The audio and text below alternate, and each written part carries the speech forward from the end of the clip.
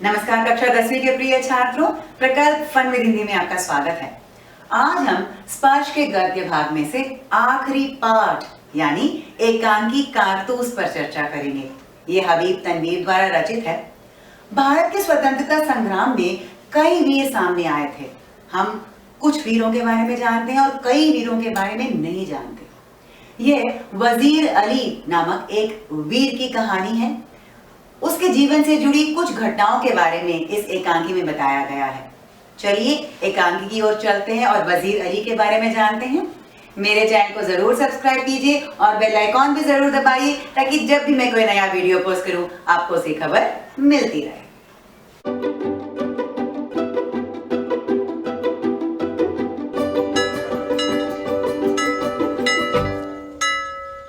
पाठ का नाम है कारतूस और इसके लेखक हैं हबीब तनवीर। पात्र कर्नल, लेफ्टिनेंट, सिपाही, सवार। अवधि 5 मिनट। जमाना सन 1799। समय रात्रि का।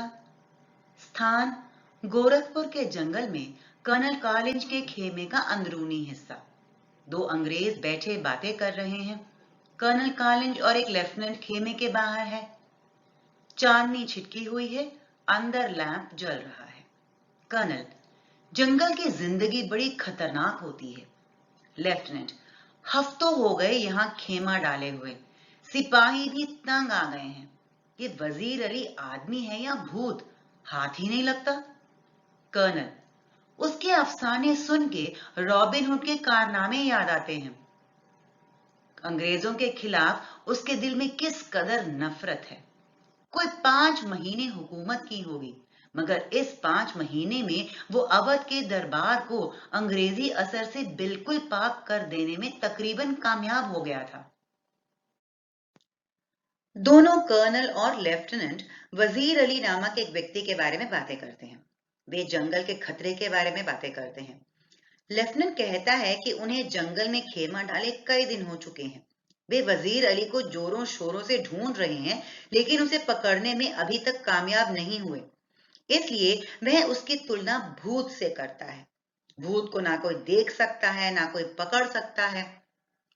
कर्नल बताता है कि उसके द्वारा किए गए कार्य के बारे में सुनकर रॉबिन हुड की याद आती है। अब पहले छात्रों यह जानिए कि रॉबिन हुड कौन था। रॉबिन हुड को गरीबों का मसीहा माना जाता था। वह साहसी था। माना जाता था कि वह अमीरों को लूटकर सामान्य लोगों की मदद करता था। लोगों ने उसे देखा नहीं था, बस उसका नाम जानते थे। अब यहाँ पर कर्नल ने वजीर अली की तुलना रॉबिन हुड से की, क्योंकि वजीर अली भी सामान्य भारतीयों की मदद करते हुए अंग्रेजों के खिलाफ जा रहा था। वह भी साहसी था। लोगों ने उसके बारे में सुना था कि वह बहुत सालों से गोरखपुर के जंगलों में छुपा हुआ था, लेकिन वह किसी को अभी तक दिखाई नहीं दिया था। कर्नल ने आगे यह भी बताया कि उसके दिल में अंग्रेजों के खिलाफ नफरत भरी हुई थी, हेट्रेड थी। उसने अवध में सिर्फ 5 महीने का शासन किया, लेकिन ये 5 महीने अंग्रेजों के लिए कठिन साबित हुए, क्योंकि इन 5 महीनों में वजीर अली ने अवध को अंग्रेजों से दूर पवित्र बनाए रखा। कहने का अर्थ है कि उसने अंग्रेजों को अवध के पास भटकने तक नहीं दिया। कर्नल कॉलिंज, ये सआदत अली कौन है? कर्नल आसिफ उद्दौला का भाई है, वजीर अली का और उसका दुश्मन। असल में नवाब आसिफ उद्दौला के यहाँ लड़के की कोई उम्मीद नहीं थी। वजीर अली की पैदाइश को सआदत अली ने अपनी मौत ख्याल किया, मगर सआदत अली को अवध के तख्त पर बिठाने में क्या मसलहत थी? सआदत अली हमारा दोस्त है और बहुत ऐश पसंद आदमी है, इसलिए हमें अपनी आधी मुमलिकत दे दी और 10 लाख रुपए नगद। अब वो भी मजे करता है और हम भी। मसलेहत का अर्थ है नीति, ऐश यानी अय्याशी, मुमलिकत यानी जायदाद और नगद यानी कैश। अब लेफ्टिनेंट ने आगे सआदत अली के बारे में पूछा।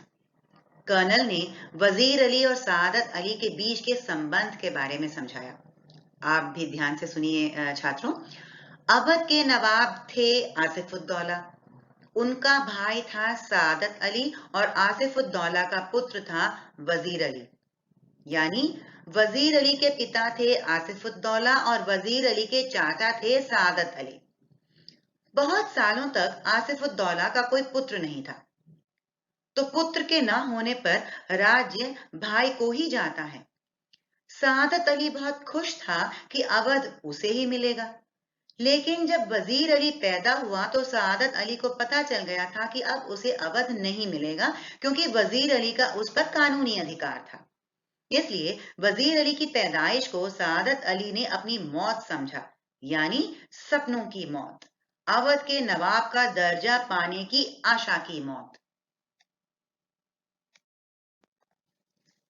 लेफ्टिनेंट ने कर्नल से पूछा कि अब सादत अली अवध के तख्त पर अंग्रेजों द्वारा बैठाया गया है, इसके पीछे अंग्रेजों की क्या नीति थी? उन्होंने सादत अली को क्यों अवध संभालने का मौका दिया? कर्नल ने जवाब देते हुए बताया कि सादत अली अंग्रेजों का दोस्त था। वह ऐशो आराम की जिंदगी जीना चाहता था। उसे किसी भी तरह अवध पर अपना अधिकार जमाना था। अंग्रेजों की मित्रता का उसने फायदा उठाया। उसने अपनी आधी जायदाद और 10 लाख रुपए नगद यानी कैश अंग्रेजों को दिए। बदले में अंग्रेजों ने वजीर अली को हटाकर सादत अली को अवध के तख्त पर बैठा दिया। अब दोनों यानी अंग्रेज और सादत अली खुश थे। अंग्रेज खुश थे कि अवध तक उनके हाथ धीरे धीरे पहुंच रहे थे, और सादत अली खुश था कि आखिरकार वे अवध को पा सका। लेफ्टिनेंट, सुना है ये वजीर अली अफगानिस्तान के बादशाह शाह जमा को हिंदुस्तान पर हमला करने की दावत दे रहा है। कर्नल, अफगानिस्तान को हमले की दावत सबसे पहले असल में टीपू सुल्तान ने दी, फिर वजीर अली ने भी उसे दिल्ली बुलाया, और फिर शमसुद्दौला ने भी। कौन शमसुद्दौला? नवाब बंगाल का निस्बती भाई, बहुत ही खतरनाक आदमी है। लेफ्टिनेंट, इसका तो मतलब ये हुआ कि कंपनी के खिलाफ सारे हिंदुस्तान में एक लहर दौड़ गई है।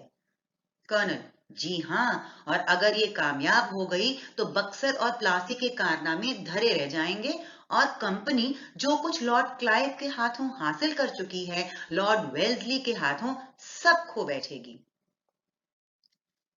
कठिन शब्दों के अर्थ देख लें। कारनामे याद रह जाने वाले काम, धरे बेकार होना। वजीर अली के बारे में बातें आगे बढ़ती हैं। लेफ्टिनेंट ने सुना था कि वजीर अली अफगानिस्तान के बादशाह शाह जमा को आमंत्रण दे रहा था कि वह हिंदुस्तान पर हमला करे।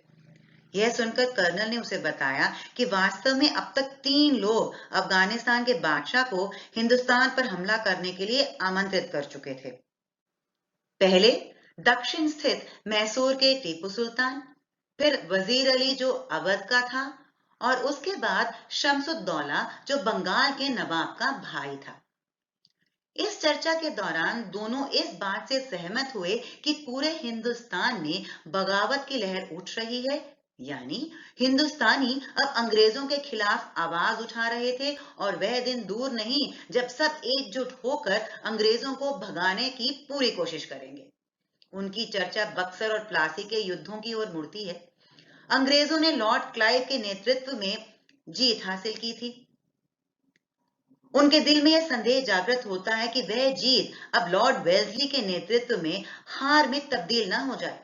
अगर संक्षिप्त में कहें तो उनके दिल में अब हार का डर बैठने लगा था। लेफ्टिनेंट, वजीर अली की आजादी बहुत खतरनाक है।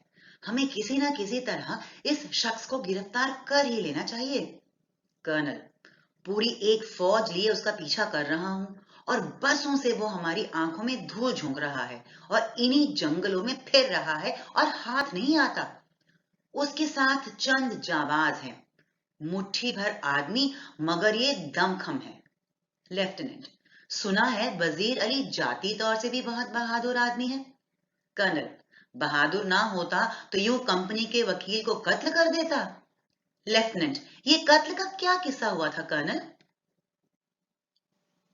हमेशा की तरह पहले कठिन शब्दों के अर्थ। दमखम यानी दृढ़ और शक्तिशाली। कत्ल का मतलब है जान से मारना। आंखों में धूल झोंकना एक मुहावरा है जिसका अर्थ है धोखा देना। आप समझते हैं? लेफ्टिनेंट इस बात पर जोर देता है कि उन्हें वजीर अली को गिरफ्तार कर लेना चाहिए क्योंकि अब उसे आजाद छोड़ना अंग्रेजों के लिए खतरनाक साबित हो सकता है।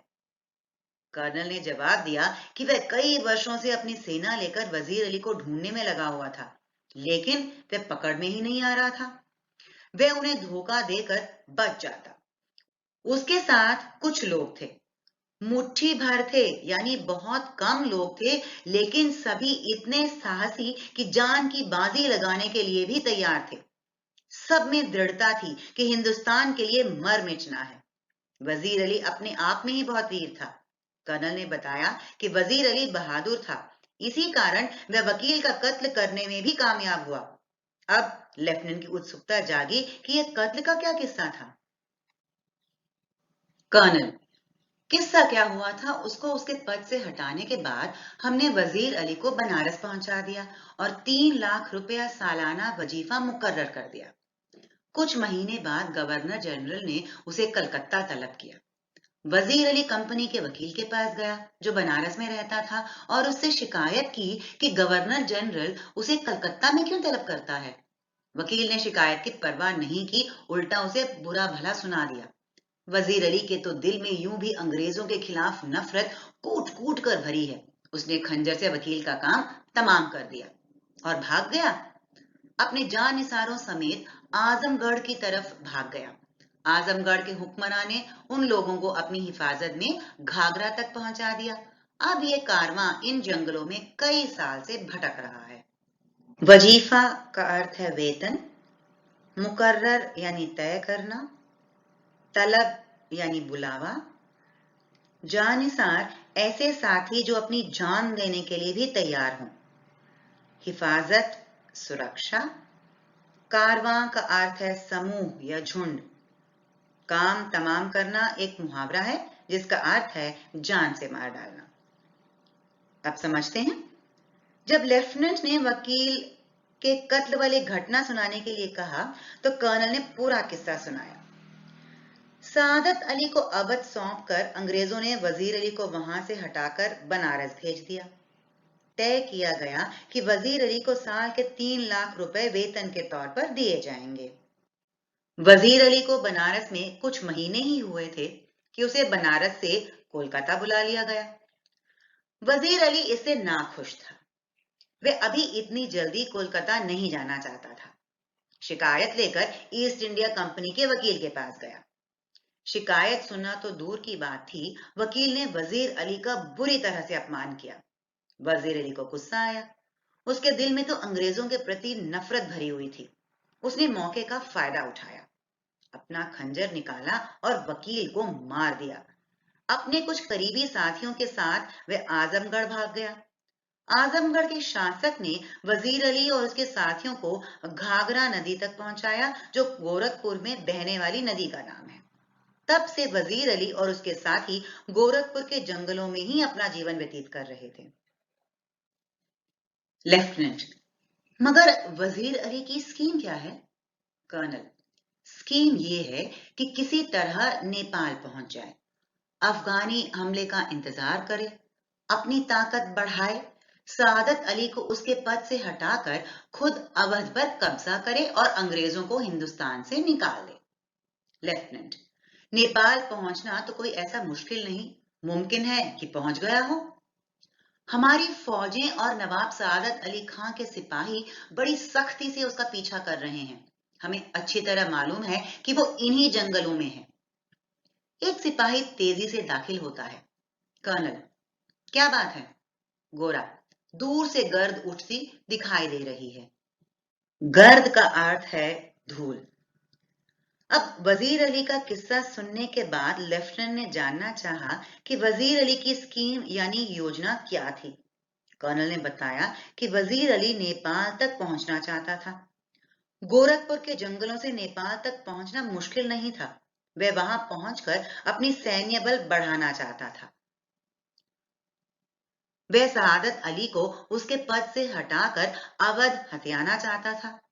उसका मुख्य मकसद हिंदुस्तान से अंग्रेजों को भगाना था। कर्नल को पूरा यकीन था कि वजीर अली अभी तक नेपाल नहीं पहुंचा होगा। वह गोरखपुर के जंगलों में ही था। ऐसा कर्नल को विश्वास था क्योंकि अंग्रेजी फौज बड़ी सख्ती से वजीर अली का पीछा कर रही थी और उन जंगलों से नेपाल की ओर पार करना नामुमकिन था। इन दोनों की बातचीत अचानक रुक गई क्योंकि उनका एक सिपाही अंदर आया और उसने बताया कि दूर से धूल उड़ती दिखाई दे रही थी। कर्नल, सिपाहियों से कह दो कि तैयार रहें। सिपाही सलाम करके चला जाता है। लेफ्टिनेंट, जो खिड़की से बाहर देखने में मशरूफ था, गर्द तो ऐसी उड़ रही है जैसे कि पूरा एक काफिला चला आ रहा हो, मगर मुझे तो एक ही सवार नजर आता है। कर्नल खिड़की के पास जाकर, हाँ, एक ही सवार है, सरपट घोड़ा दौड़ाए चला आ रहा है लेफ्टिनेंट, और सीधा हमारी तरफ आता मालूम होता है। कर्नल ताली बजाकर सिपाही को बुलाता है। कर्नल सिपाही से, सिपाहियों से कहो इस सवार पर नजर रखें कि ये किस तरफ जा रहा है। सिपाही सलाम करके चला जाता है। लेफ्टिनेंट, शुभे की तो कोई गुंजाइश ही नहीं कि तेजी से इसी तरफ आ रहा है। टापों की आवाज बहुत करीब आकर रुक जाती है। कठिन शब्दों के अर्थ: काफिला, यात्रियों का समूह, और शुभे का अर्थ है संदेह। आगे समझते हैं। जब सैनिक ने आकर बताया कि दूर से धूल उड़ती दिखाई दे रही थी, तो कर्नल ने आदेश दिया कि सारे सिपाही तैयार रहें। हो सकता है कि कर्नल को लग रहा हो कि कोई उन पर आक्रमण करने आ रहा था। लेफ्टिनेंट ने खिड़की के बाहर देखा और स्पष्ट किया कि धूल तो इतनी उड़ रही थी मानो यात्रियों का समूह हो, लेकिन उसे एक ही घुड़सवार दिखाई दे रहा था। कर्नल और लेफ्टिनेंट को एहसास हुआ कि एक ही सवार था और वह उन्हीं के खेमे की तरफ आ रहा था। कर्नल सिपाहियों को सवार पर नजर रखने के लिए कह ही रहा था कि लेफ्टिनेंट ने कहा कि इसमें कोई संदेह ही नहीं था कि वह सवार उन्हीं के पास आ रहा था। अचानक घोड़े के टापों की आवाज बहुत पास आकर रुक गई। सवार बाहर से, मुझे कर्नल से मिलना है। गोरा चिल्लाकर, बहुत खूब। सवार बाहर से, सी। गोरा अंदर आकर, हुजूर, सवार आपसे मिलना चाहता है। कर्नल, भेज दो। लेफ्टिनेंट, वजीर अली का कोई आदमी होगा, हमसे मिलकर उसे गिरफ्तार करवाना चाहता होगा। कर्नल, खामोश रहो। सवार सिपाही के साथ अंदर आता है। सवार आते ही पुकार उठता है, तन्हाई, तन्हाई। कर्नल, साहब, यहाँ कोई गैर आदमी नहीं है, आप राजे दिल कह दें। गिरफ्तार का अर्थ है पकड़ना, तन्हाई मतलब अकेलापन, गैर मतलब पराया, बाहर वाला, राजे दिल यानी दिल का रहस्य। अब घोड़ों के टापों के रुकने की आवाज के साथ ही किसी व्यक्ति की आवाज सुनाई दी। मैं सिपाही से कह रहा था कि उसे कर्नल से मिलना है। कर्नल से अनुमति लेकर सिपाही उस व्यक्ति को अंदर लाने के लिए खेमे से बाहर निकला। इतने में लेफ्टिनेंट ने अपने विचार प्रकट किए कि वह घुड़सवार शायद वजीर अली का कोई साथी था, जो अब अंग्रेजों के साथ मिलकर वजीर अली को पकड़वाना चाहता था। बातों का सिलसिला आगे बढ़ने से पहले ही घुड़सवार अंदर आ गया। आते ही उसने कहा कि वह अकेलापन चाहता है। वह कर्नल से अकेले में ही बात करना चाहता था। कर्नल ने उसे समझाने की कोशिश की कि वहां कोई पराया नहीं था। वह सवार सिपाही और लेफ्टिनेंट के सामने ही कर्नल को अपने दिल में छिपा रहस्य बता सकता था। सवार, दीवार हमगोश दारद, तन्हाई। कर्नल लेफ्टिनेंट और सिपाही को इशारा करता है। दोनों बाहर चले जाते हैं। जब कर्नल और सवार खेमे में तन्हा रह जाते हैं, तो जरा वक्फे के बाद चारों तरफ देखकर सवार कहता है, आपने इस मुकाम पर क्यों खेमा डाला है? कंपनी का हुक्म है कि वजीर अली को गिरफ्तार किया जाए। लेकिन इतना लाभ लश्कर क्या मायने? गिरफ्तारी में मदद देने के लिए। वजीर अली की गिरफ्तारी बहुत मुश्किल है साहब। क्यों? वो एक जाबाज सिपाही है। और आगे बढ़ते हैं। कठिन शब्दों के अर्थ हैं: मुकाम का अर्थ पड़ाव, लाव लश्कर यानी सैन्य बल और युद्ध सामग्री, जाबाज का मतलब है वीर।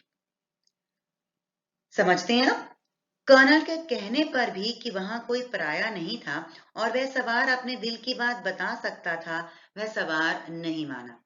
उसने कहा कि दीवार के भी कान होते हैं, वह किसी के भी सामने अपनी बात नहीं करेगा। वह कर्नल से अकेले में बात करना चाहता था। कर्नल ने लेफ्टिनेंट और सिपाही को बाहर जाने का इशारा किया, कोई और चारा नहीं था। जब सवार निश्चिंत हुआ कि उस खेमे के अंदर बस वे दोनों ही थे, तो उसने कर्नल से पूछा कि उन्होंने उस पड़ाव पर ही अपना खेमा क्यों डाला था। कर्नल ने भी बिना सोचे समझे जवाब दिया कि ईस्ट इंडिया कंपनी का आदेश था। उसके अनुसार वजीर अली को पकड़ने के लिए वहां पर खेमा डाला हुआ था। सवार ने आगे सवाल किया कि इतने सैन्य बल और युद्ध सामग्री की क्या आवश्यकता थी। कर्नल के बताने पर कि यह वजीर अली की गिरफ्तारी में मदद के लिए था, सवार ने कहा कि वजीर अली को गिरफ्तार करना मुश्किल था, क्योंकि वह बहादुर था, जान की बाजी लगाने से भी नहीं डरता था। छात्रों, ध्यान देने वाली बात यह है कि कर्नल खुलेआम एक गैर व्यक्ति से बातें कर रहा था, और वह भी एक ऐसे वीर के बारे में जिसे उसने कभी देखा ही नहीं था, जिसके कारनामों के बारे में बस सुना था। कर्नल, मैंने भी ये सुन रखा है। आप क्या चाहते हैं? चंद कारतूस। किस लिए? वजीर अली को गिरफ्तार करने के लिए। ये लो 10 कारतूस। सवार मुस्कुराते हुए, शुक्रिया। आपका नाम? वजीर अली। आपने मुझे कारतूस दिए, इसलिए आपकी जान बख्शी करता हूं। ये कहकर बाहर चला जाता है। टापों का शोर सुनाई देता है। कर्नल एक सन्नाटे में है, हक्का बक्का खड़ा है कि लेफ्टिनेंट अंदर आता है। लेफ्टिनेंट, कौन था? कर्नल दबी जबान से अपने आप से कहता है, एक जांबाज सिपाही। चलिए छात्रों, अब एकांकी के अंत की ओर चलते हैं। जान बख्शी करना मतलब जान छोड़ देना। अब समझते हैं। जब सवार ने वजीर अली की बहादुरी की तारीफ की, तो कर्नल ने भी हामी भरी। फिर कर्नल ने सवार से उसके वहां आने का कारण पूछा। सवार ने कहा कि उसे कुछ कारतूस चाहिए थे। कारतूस वह पीतल या दफ्ती की बनी हुई खोली होती है जिसमें बारूद भरा रहता है, यानी कार्ट्रिज, जो गन में डाली जाती है। कारण पूछने पर उसने बताया कि उसे वजीर अली को गिरफ्तार करने के लिए चाहिए थे। यहाँ पर कर्नल की नासमझी साफ झलकती है। उसने ना तो आगे कोई सवाल पूछा, ना उस सवार का कोई परिचय मांगा, बस आंखें बंद करके उसकी बातों पर विश्वास कर लिया। कर्नल ने सवार को 10 कारतूस दे दिए। वह खुश था कि जिस व्यक्ति को वह इतने दिनों से ढूंढ रहा था, वह सवार शायद उसकी मदद कर दे। सवार कारतूस लेकर धन्यवाद देते हुए बाहर जा रहा था, तब जाकर कर्नल को उसका परिचय जानने की सूझी। उसने बताया कि वह वजीर अली था। क्योंकि कर्नल ने उसे कारतूस दिए थे, वह कर्नल को बिना मारे ही वहां से जा रहा था। यह कहकर सवार वहां से निकल गया, घोड़े पर सवार होकर चला गया। कर्नल हैरान रह गया। उसे धीरे धीरे समझ में आ रहा था कि अभी अभी उसके साथ कितना बड़ा धोखा हुआ, और वह किस प्रकार अपने ही लोगों के बीच बुद्धू बन गया। जब लेफ्टिनेंट ने आकर कर्नल से सवार के बारे में पूछा, तो कर्नल के मुंह से बस इतना ही निकल पाया, एक वीर सिपाही। उसे वास्तव में शर्मिंदगी महसूस हो रही थी कि जिसे ढूंढने के लिए इतने सालों से वह इधर उधर भटक रहा था, इतना नजदीक होने के बावजूद वह उसे पकड़ नहीं पाया। अब कुछ संभावित प्रश्न देख लेते हैं। वजीर अली की तुलना रॉबिन हुड से क्यों की गई है? वकील के कत्ल के पीछे का कारण स्पष्ट कीजिए।